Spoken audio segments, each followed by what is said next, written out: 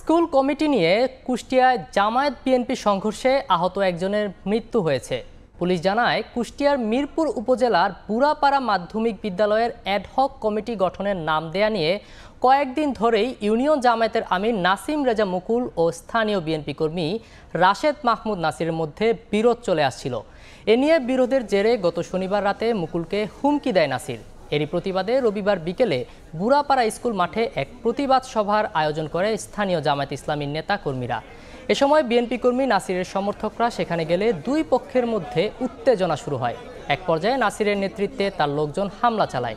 সংঘর্ষে উভয় পক্ষের অন্তত 18 জন আহত হন। এদের মধ্যে সোমবার বিকেলে ঢাকার ইবনে সিনা হাসপাতালে চিকিৎসাধীন অবস্থায় খোকনের মৃত্যু হয়।